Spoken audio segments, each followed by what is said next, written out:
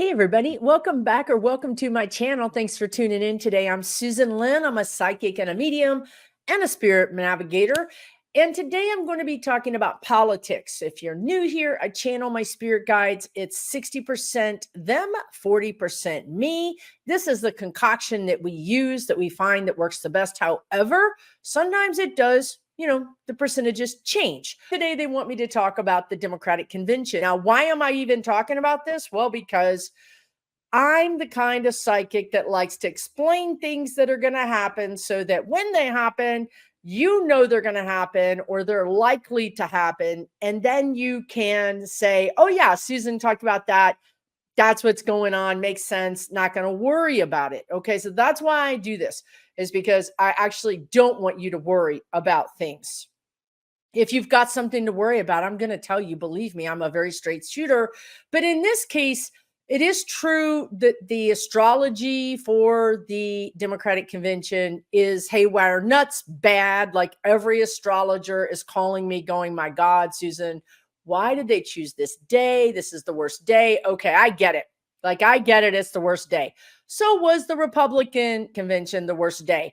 Did anything overtly incredible, disastrous happen? No. A lot of things did happen. Rudy Giuliani fell out.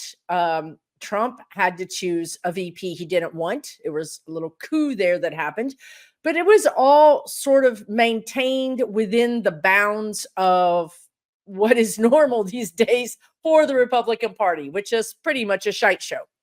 Now, here's the difference. Well, for one thing, this is my team up at bat, and I really care more about it. But also, there are some shenanigans going on, and I want to let you know about them because I don't want you to get upset about it. It's going to waste your energy, number one. And number two, it's not worth getting upset about. Okay. So, first of all, I could be wrong, but I don't see any major things happening. Like, I don't see anybody crossing over on the stage, or I just don't see any big huge disaster. Now, I think it's still a week away from now, so things can change, but right now what I see is a boiling pot. I see this boiling pot of internal strife. Now, if you're just tuning in, God bless you. But anyway, I've done a lot of predictions. I've been doing this for years. And look, I knew that Nancy Pelosi pretty much set up the coup against Biden. She wanted him gone. I was mad at her. I'm still not exactly lovingly, happy with her.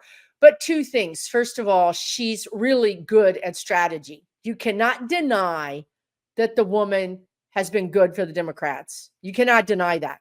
That is undeniable. Sometimes when she turns her cat fangs and, claws onto somebody we like, it hurts, but that's what happened. And now that we've had some time to see what happened, we can all agree that this has been a shot in the arm that the Democrats needed.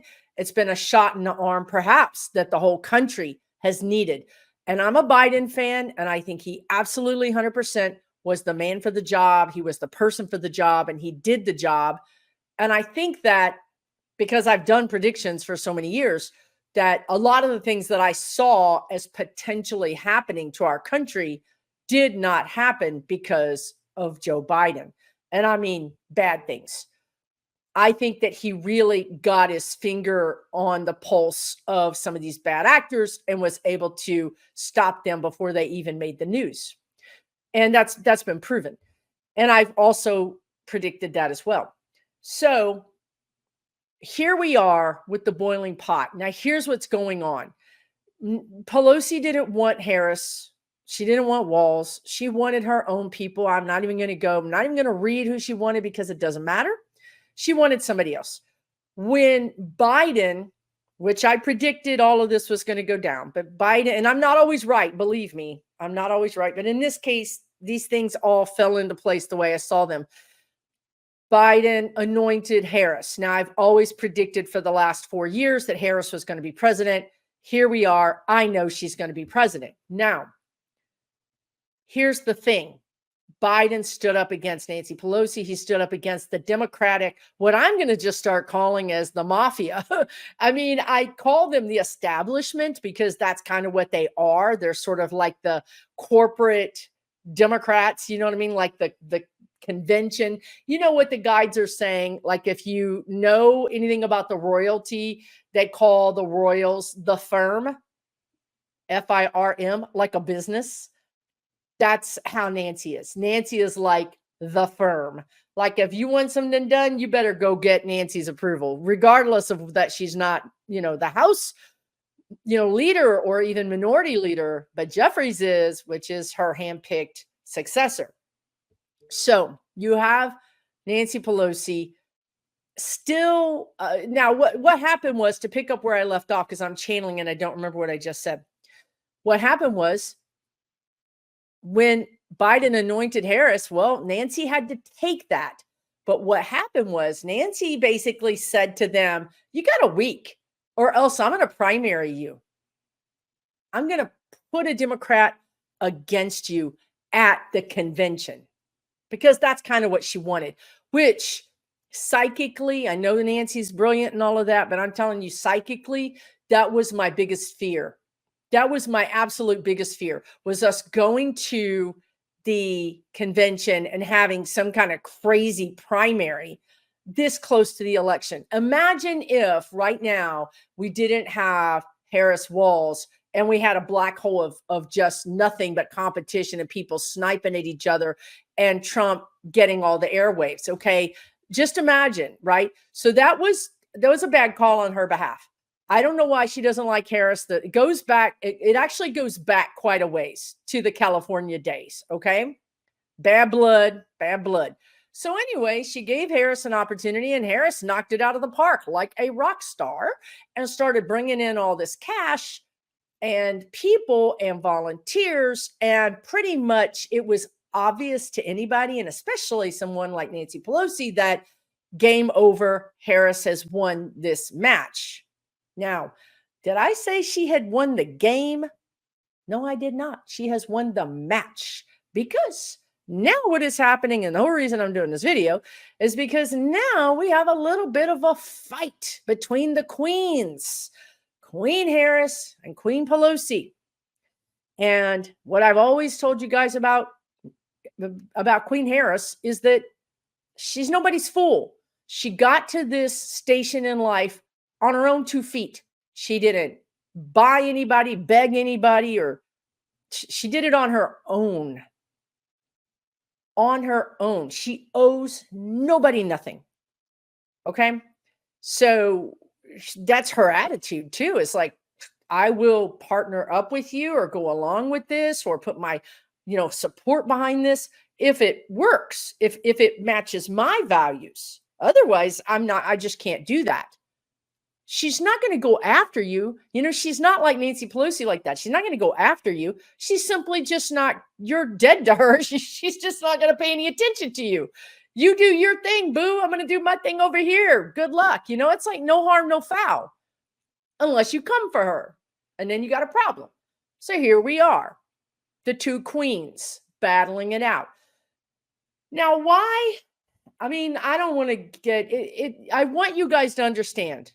We have to vote for Nancy Pelosi. If you're in California, please do not put in the comments that you're not voting for her. If you don't vote for her, you're not helping Harris. You're not helping our president.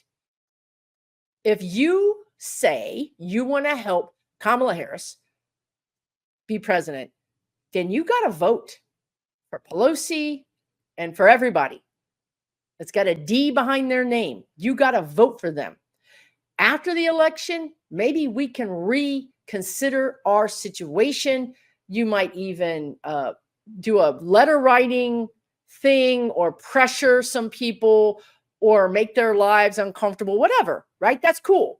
But we have to have a Democratic ticket all the way down the line.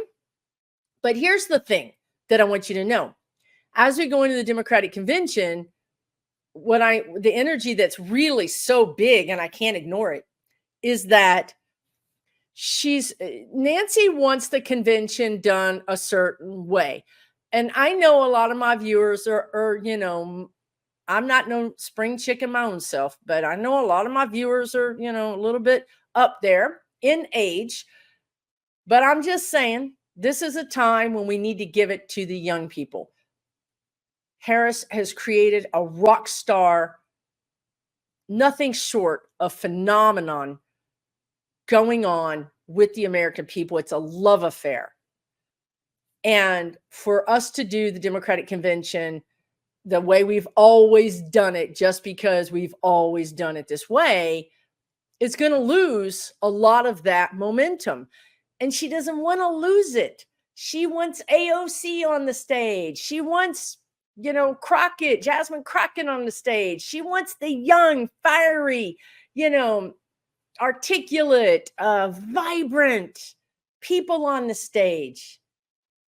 As you've been in the Senate for 30 years, you talk very carefully because you're always worried about the gotcha in your sentence or what you're saying or how somebody's going to portray it against you. These younger people are like, they're going to get you no matter what you say, so you might as well say it. That's the difference. So one of the things that's happening is that the Harris team wants to have more of an upbeat, faster paced convention. One that again, what's happening is the media is not paying any attention to the Democrats because most of the media has been bought by right-wing people, or Politico's been bought, the Beast has been bought, MSNBC is ridiculous. So we're not getting the coverage. The only way we're going to get the coverage is to demand the coverage from the viewers. And if the DNC puts on a rock star presentation that's fast-paced and fun and unique and different, it's on brand for her whole campaign. If Nancy Pelosi, the dinosaur, gets a hold of it, and then it's everybody talking like this for hours, and, it's like nobody's going to tune into that. There's already a fight about whether Bill Clinton should be there. Why is Bill Clinton there? Why do we need, as Democrats, to haul out everybody and praise them? And again, it's looking backwards versus looking forwards. Get these young hotshot Democrats on the stage. Okay, Bill Clinton had his time. Bye-bye. We don't need him on the stage. So this is what's happening right now. Now, besides that, and that might seem petty and, like, who cares, Susan? Here's the bigger thing. And this is where you're probably going to hear about it in the news, is that my spirit guides are saying there's something going on with the money. And it's not funny. It's not hanky-panky. It's a war. What did they call it? They called it this morning when they woke me up. They called it the Clash of the Titans. This is how big the energy is. They're talking about titans. They're talking about the queens. This is not a small thing. So money comes in and it's governed by, a lot of laws, depending on how the money comes in, whether it comes into Harris Walls, Biden, or whether it comes into the DNC, or whether it comes into whatever. The money can go into different buckets. Okay. So in the past, the presidential candidate has had some, or not some, they want to say more or all. The word is like all, the ability within the law, whatever the law allows. But if the law allows it, the presidential candidate has been the one to say, this money goes here, that money goes there. Okay, that's been in the past. Guess what? Nancy Pelosi is like, no, you got your own money, hotshot queen. You get your own money. We're going to take this money over here and we're going to put it over here. And that has pissed off Kamala Harris. That has pissed off the whole campaign, because guess what she wants to do with the money? Well, she has a very different understanding of how to win this election than Nancy Pelosi does. Remember, we go back to the beginning when Nancy Pelosi didn't even want Harris. So obviously, these two queens have completely different views on how this thing could be won. Add to that the fact that it is no less than our democracy hanging in the balance. So Nancy Pelosi feels like this is her last dying breath. She's going to do it. Like if this is the last thing she does on planet Earth, she's going to win this election. And she believes, because she's older than dirt and been in politics since before dirt was made, that she knows how to win this election. But that's also built on everything she's experienced and known. Harris, however, is like, I've won a few elections myself. I've done this work. I'm no newbie to this. But I'm telling you, I've always been in touch with the groups, the gay, the LGBTQ, the Latino, Latina, the Native American, the workers, the women, the men.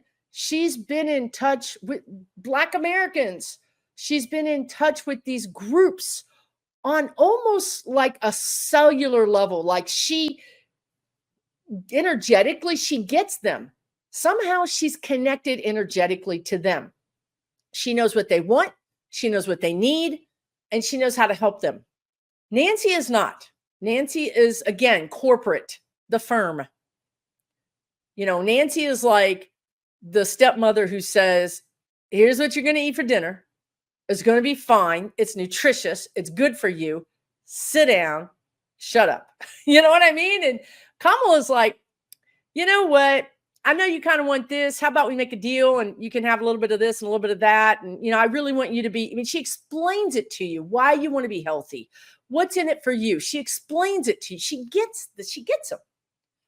So Kamala Harris wants to run this, not only the DNC, the convention, but she wants to run the whole campaign differently. And this is, it started in the very beginning and it's heating up over the convention. And now it's really going to get boiling over how does the DNC fund racist candidates? Because what Kamala Harris wants, she wants to, what they're showing me is, so let's say you have Texas, okay? Let's say you have red Texas, but let's say you have Colin Allred, who's making some headway. Well, she's like, we're going to bet on Colin. We're going to bet on him.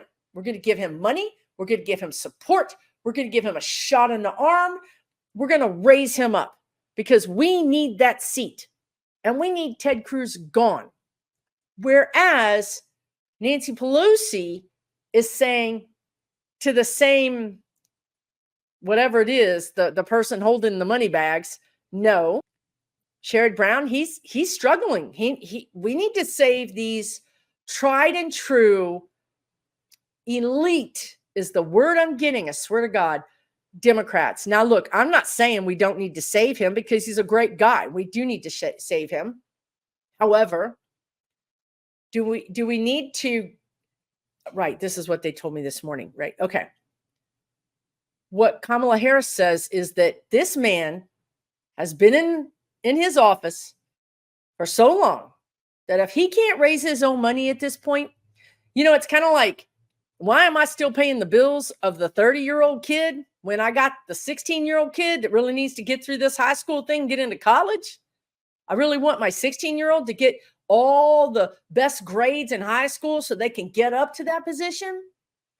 And Nancy's like, no, we need to go ahead and save these, what I want to call dinosaurs. When I think that's probably what Kamala Harris would call them. And Kamala Harris is like, no, they should by far be able to fund their own campaign. If you are a veteran congressperson and you can't fund your whole campaign, you don't deserve to be in Congress. You should be working harder. And you know how Kamala Harris feels about work. I mean, she told Tim Walz, you can sleep when you're dead. That's what he keeps saying, because she told him that she's all about the work. That's why she loves calling him coach. She loves that he was a coach. is about the work.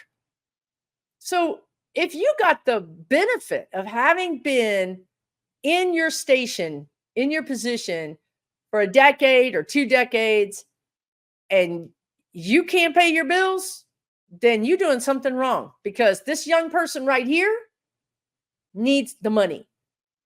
We've got to vet. The difference is, right, Kamala Harris is betting on the future. She's like, let's bet on the future. And Nancy's like, we've got to keep the old guard in. So it's really getting to be a loggerheads. And what I feel like you're going to see in the news is headlines around Democrats fighting over money, headlines around Democrats supporting different strategies about supporting their base or their elected officials. I think this is going to be leaked. It's not supposed to get out, but I do think it's going to be leaked. And I think it's meant to make them look bad. It's meant to make the Democrats look bad. That's why I'm doing this video. I'm here to tell you, this is what's going on behind the scenes. This is what the energy suggests. Now, what I know is Kamala Harris is going to win. I mean, not only the presidency, but she's going to get her way for the most part, because she is bringing the sizzle. She's bringing the star power to the Democratic Party. It's just that right now, there's really a power play happening between the two titans. And Nancy just feels like Kamala Harris should get on bended knee and say, "Hail to the Queen, Nancy." And Kamala Harris is like, I never got on a bended knee to nobody in my whole life. I'm not going to start with you, pipsqueak. Mind your own business. And the great thing about it is Kamala Harris does not mean, again, she does not mean anything. Like, there's no hatred or vileness or mad or angry. It's not. She's got that cool prosecutor, like, you have made a mistake. You thought that I cared, and I don't. Update your preferences, update your files to say Kamala didn't care, because that's what's happening. It's not meant to be mean, but because it can come across with this sort of ice water in your veins kind of prosecutor energy, people take it the way they take it. So that's what's happening within the Democratic Party. I feel like what I see happen now, Kamala can't really just dunk on Nancy. I mean, she can't really push her out of the way. Nancy really does control literally a big portion of the party. But what Kamala Harris can do, and this is where I think it might get personal, is Kamala Harris can draw in people like Colin Allred, all the people that are running against people we hate that I can't think of their name. Ruben Gallego, also whoever's running against Josh Hawley, that guy, the woman in Florida who's running, I think, for the Senate. Kamala's going to be doing events with them. She will somehow magically extend time, because we know she can do this, and create, right, like the guides are saying. Nancy would say, don't go to Florida. It's a loss. Don't go to Texas. It's a loss. Stay in these swing states. We've got to win these states. Kamala's like, you don't know who I am. I can do all this plus the red states. I can do the swing states. They're already in my pocket. Look at them. They love me. I've already done the swing states. The swing states are in my pocket. Look at these numbers, right? Of volunteers, of money coming in. Look at the numbers of the people who showed up for my rally. Now, what I'm going to do, and this is where I get this image of a military operation. It's almost like I've got people behind enemy lines. I say it all the time. I am behind enemy lines, right, in Texas. Well, so are a lot of these senators and reps that are running, are deep in red states. And that's what they said just a minute ago. She wants to go surgically. She's not trying to run. She's not trying to bring the whole state of Texas necessarily. She'll take it. And I think she might take it. It might be purple. Really, really plummy, pretty aubergine purple. But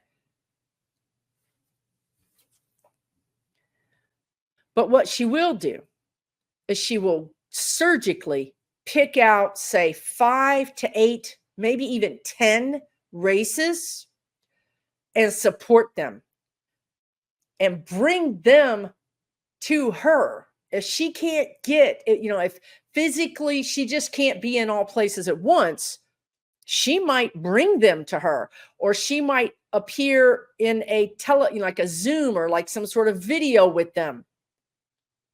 She will, I'm telling you right now, just watch the magic.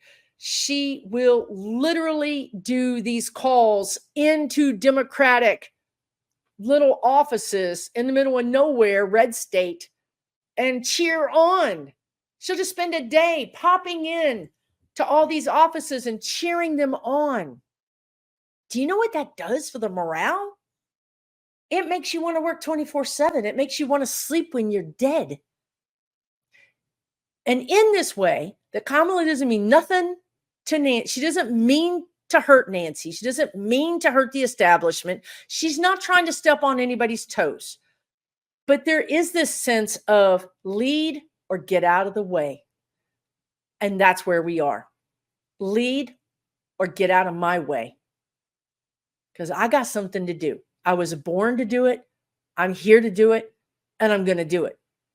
And I'm going to do it the way that I know it needs to be done. That's different than the way you want to do it. But this is my spotlight. This is my time. I'm the general of these troops now. I'm saying what happens. So I do think there's going to be a person in the middle with the purse strings going, Nancy, Kamala, Nancy, I don't know who to give the money to. You know what I mean? Because two strong women, two titans are like bearing down on them. And they're like, I don't know what to do. And again, Nancy gonna snatch that money, and Kamala's not a snatcher. She will, like, duly noted, again, prosecutor, duly noted what happened there. I have a plane to catch. And she'll just turn around and walk away. Ice water in her veins. I kid you not. So that's what I think is going to happen to the Democratic convention. But that's also, more importantly, is what's happening with the Democrats in general. I think you're going to see Kamala Harris be much more nimble, is the word they want to use, much more invigorating and invigorated, and really reach out to those very lonely people that are running deep in those red states and help them. Also, they just showed me AOC, so she will get some of the younger, and who knows? I don't know who all, but they showed me AOC.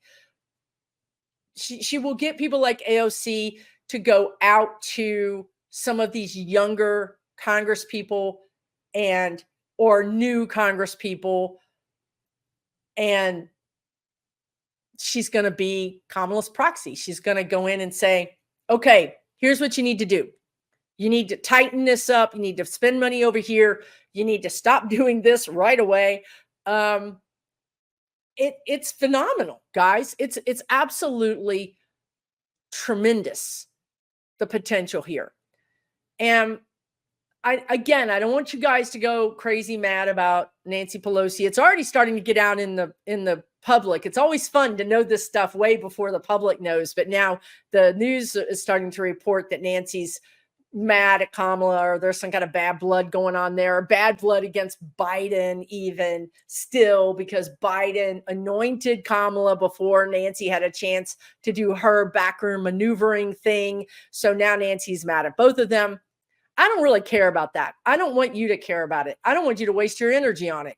I really don't. If you're in her district, vote for her. Vote for every freaking Democrat there is to vote for. After the election, we can sort it all out. We really can. We can sort it all out after the election. Meanwhile, because I think we have a tremendous opportunity here before us to have a bigger blue wave than even we were thinking about having. Now, again, it's energy. I could be wrong. I could be wrong. And we all know that Hillary Clinton was doing quite well and they swept it out from under her. Now, this is a whole different thing. I'm not saying that at all. Please don't hear me say this. You guys really sometimes have selective hearing. I'm not saying Kamala Harris is going to lose. She's not going to lose. She's going to win. I'm saying whether we get plus 3 seats in the Congress or whether we get, in the House, or whether we get 6 seats in the House, depends on us. She's doing everything she can to help us. She's doing everything she can. You and me, we have to get busy. And I always talk about that. Besides the things that you can do as far as phone banking, text banking, volunteering, talking to your neighbors, talking to your kids, talking to the people at the grocery store, talking to the people anywhere when you're walking your dog, doesn't matter. Something else I want you to do. I want you to be very proactive online. And what this means is I want you to share her videos, Kamala Harris HQ, if you're on Threads, comment and share, like every single post if you're on Facebook. Even if you're not on something, maybe join Threads, because we can be keyboard warriors in the sense that we're not attacking other people, we're amplifying. What the spirit guides told me this morning is we all need to be amplifying her message. Okay, so how do you do that? Well, you click on the like, you comment. The other thing you can do is use hashtag or at. If you use hashtag Kamala Harris 2024 or whatever you want to do, if enough of us keep doing that, we can make it go viral. If it goes viral, the news has no choice but to carry it and to cover it. We literally are the gas pedal. We can make this thing go as fast and as far as we want. And amplifying is one of the ways we can do that. So Threads is fun. I've joined it. It's very easy to use, except for it has its little quirks. It's very nice. It's not like Facebook. It's not like Twitter. It's not like Instagram. It's pretty easy. So if you want to join that and follow her, it's great because her campaign is like nothing I've ever seen. Nothing I've ever seen. Like they take Trump, like Trump was just on audio, this kind of, they call it spaces on Twitter, on X, where it's just, you can hear people talking, but you can't see anything. Trump was on there with Elon Musk. And first of all, the thing broke. It's like Kamala Harris can get hundreds of thousands of people on Zoom with no notice. He can't even get, a decent group on Elon Musk's own platform without it breaking. But the other thing is, Trump was talking like he had a lisp, like his teeth were out. Number one. Number two, he was talking freely. He was like, I want to close down the Department of Education. I'm against workers striking. I mean, he just said so many things that Kamala Harris is going to get to play on repeat for 1 million times over again. So when you're on her social media, TikTok, whatever it is you want to be on, that's what she does. She just posts Trump's own words against him and puts some kind of thing like interesting or weird, huh? You know what I mean? Like, she's not hitting anybody over the head. It's easy. She's letting Trump dig his own grave with his own shovel. She's just amplifying it. She's just letting everybody know this is what this cuckoo head is talking about. That's what I'm asking you to do. Amplify her post, whatever. If you see something, just share it and amplify it. Okay. And I'm going to make this a short video. I'm going to end it with this. There are other things going on. I will cover more topics. Believe me, there is a lot going on, but I just wanted to kind of get this off of my to-do list or off of my back because my spirit guides have been like, okay. Let me know what you think in the comments. Take really, really good care of yourselves. We are in an amazing position to affect the United States for a generation or two, and also really to help the world in some way that the United States can. And it's a good place to be, you guys. There's a lot of hope. There's a lot of joy, right? And when we work hard, we win. Okay, so work hard, take good care of yourselves, check your voting registration, make sure that you're registered to vote because they're going to start throwing off people's registrations like crazy. It's not a bad idea to take a picture of your registration with your phone. And you can always get there's a different type of ballot that you can get. I can't remember the name of it right now. But what we need is bigger numbers, huge numbers. And that comes with educating people, letting people know, okay, what is up, what is going to happen to their life if this doesn't work, if we don't have a Democrat in the office, if we don't have democracy for our country. Okay. I'll see you guys real soon. Take good care. For entertainment purposes only.